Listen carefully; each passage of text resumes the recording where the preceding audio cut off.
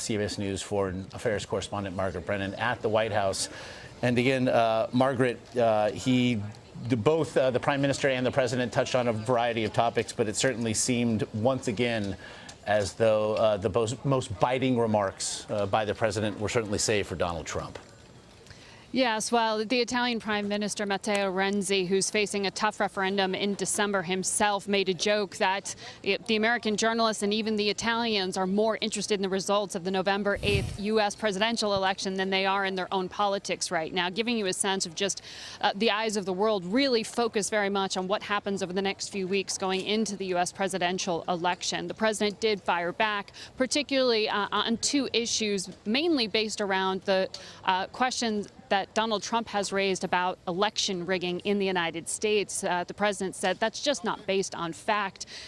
When you look at state by state how local authorities regulate elections, it would be next to impossible, he said, to actually try to really throw an election, as Donald Trump has alleged, and called on his supporters to go out and self-monitor at the polls. Obviously, there's concern about what could happen if you do have people taking upon themselves to do just that. The president also, though, touched on Russia and Russia's alleged interference with the U.S. election, which is something that his administration and U.S. intelligence has said is being attempted right now by the highest levels of the Russian government. But President Obama really tried to walk a careful line there, saying, look, we have reached out to Russia. Before Putin was in office, we reached out to his predecessor. That didn't work because when Putin came back in, we saw him invade Ukraine, we saw his actions in Syria, and basically said, we don't have a partner here, though we would like to work with one if he changed his tune. So the president really there shooting down one of the criticisms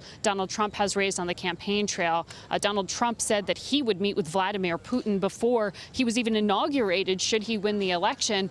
President Obama saying, be careful there because you're not recognizing what people in your own party, the Republican Party, are saying here about Russia violating international law, carrying out war crimes, trying to annex other countries, vast human rights violations, really went through a litany of why the U.S. and Russia are at odds right now, saying this wasn't a lack of trying to resolve issues with Vladimir Putin. This was Vladimir Putin rejecting the rules of the game. So it was an interesting mix there, very much centered around the U.S. election. But, Josh, just to give you an idea, this is always about election politics because Matteo Renzi did just get that shot in the arm standing here in the Rose Garden of the White House today before he faces his own tough referendum in December. He will be the last head of state honored at a state dinner by the Obama White House, and that may have something to do with the fact that some of President Obama's own campaign advisors are working with him to try to strategize how to reform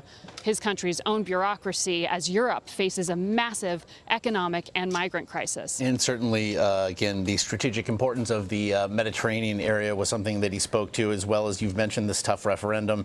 Not only does Renzi's political future seem to hang here in the balance, but Italy's future in the Eurozone would seem to as well. Very quickly, I was also struck by those 2 points you mentioned, both with regard to Donald Trump's discussing the alleged rigging of this election and his courting of Vladimir Putin, if you will. It also seemed the president, Margaret, was willing to shake the GOP cage on both points. At one point discussing the idea of rigged elections, saying, and I saw a piece in the LA Times yesterday that noted this as well, that in many of the battleground states, it'll be GOP leadership running those electoral machines on election day. And then when it came to, as you mentioned, with regard to Vladimir Putin, saying that Trump's positions here are out of step with many long-standing positions of GOP leadership, as if to, well, if nothing else, continue to rattle that saber and perhaps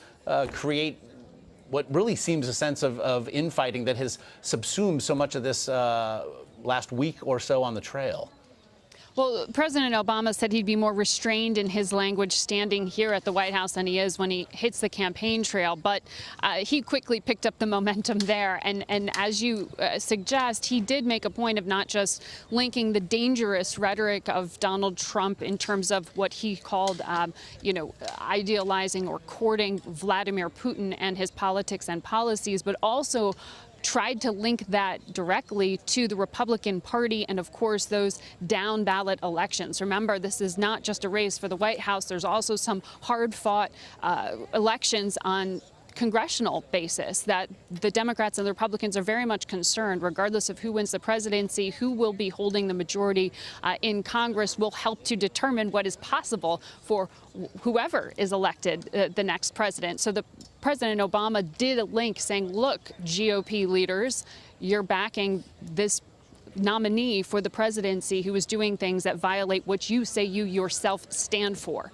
So he's going to continue to repeat that on the campaign trail. It's also interesting, given the other conversation about the migrant crisis that came up, that it is, the Obama administration would argue, Russia's bombing campaign in Syria and its targeting of civilians that has driven out so many refugees from Syria into Europe. So really, for the White House, they see Vladimir Putin as at the heart of so many of the crises that the next president will face and that this president continues to struggle with. So for them, raising these questions about how you could possibly be endorsing the idea or reaching out to Vladimir Putin is something you're likely to hear more and more. And we didn't even get into what the U.S. response to that Russian hacking could be. The president stayed away from that. Certainly, again, it wasn't just another press conference before just another state dinner. I think it's fair to say. Margaret Brennan there at the White House. Appreciate your insights.